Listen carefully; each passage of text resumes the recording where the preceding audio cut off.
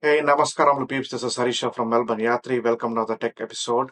When you own an XT50 or a Fujifilm camera, it's by default you're going to rig it up a bit. You can't leave the XT50 camera by itself in its default configuration. So I was actually going through the internet and trying to figure out if I can go ahead and rig this thing up. Now, obviously, the whole USP of an XT50 is that it's a lightweight pocket rocket, just like my A6700. And I would like to keep it like that and not rig it up like my A6700, but I would like to have some kind of a protection around the camera. The reason being is, as I keep moving across, putting it between multiple bags and trying to, put it on a hotel's table or here and there. I don't want my camera to be scratched because this looks stunningly beautiful in my personal opinion. So I don't want any of this fit and finish, which is actually out here, to be somehow scratched up or dinged up. As I was speaking, I just noticed a bunch of fingerprints which are there on the screen. And if you're having an XT50, there is no way you can actually hide the screen because this screen would only open up in a couple of ways, just like that below. Or if you're trying to take, something on the top, you would actually do that and look on top. But then you can't actually fold it and actually store the screen all the way back in. So hence, I should have actually bought a screen protector. But for some reason, when I was actually ordering accessories for my XT50, I completely forgot about it. So I'm going to go ahead and order a screen protector for this one. You will find all these accessories below in my affiliate links. If you want to go ahead and support the channel, you can use the affiliate links and try to purchase them or any other products on Amazon. Now, please to understand a disclaimer because these are affiliate links. I do earn a commission out of it. That's how I support this channel. But at the same time, you would not be charged anything actually extra at all. So to no additional cost to you, you're actually supporting this channel by viewing the channel, liking the channel, subscribing to the channel. And if you like those accessories and you'd like to buy, using the affiliate links below on the channel. Having said that, let's see what is the first accessory that I bought my XT50.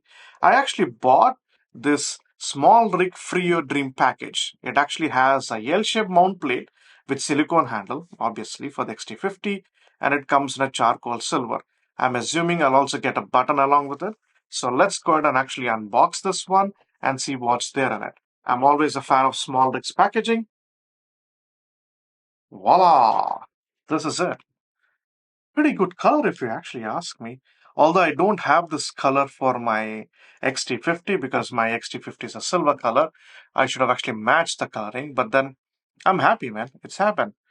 As usual, it's metal, pretty good. You actually have a cutout for the battery and the SD card to be changed. You have the famous magnetic key that you get with most of the small rig equipment. It says push from here. And then you have the screw. The good thing is you're actually getting three mounts here. I really love this. And if I'm not wrong, this is an Arca Swiss mount.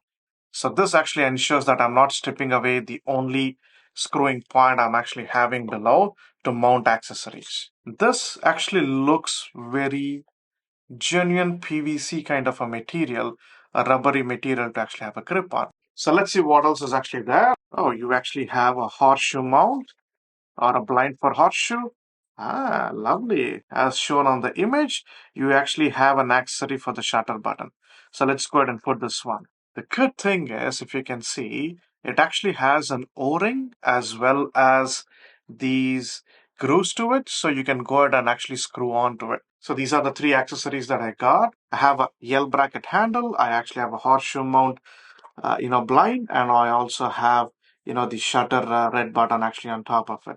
So let me get my XT50 and start mounting on them. So the XT50 on its shutter button, we can see here, you have counter threading inside it. So the way I would do it is I would take this, put it on top of it, just do a little bit of freewheelie to see if it goes across, and yes. And that's it. And there is a tick sound that has actually come, so that's there.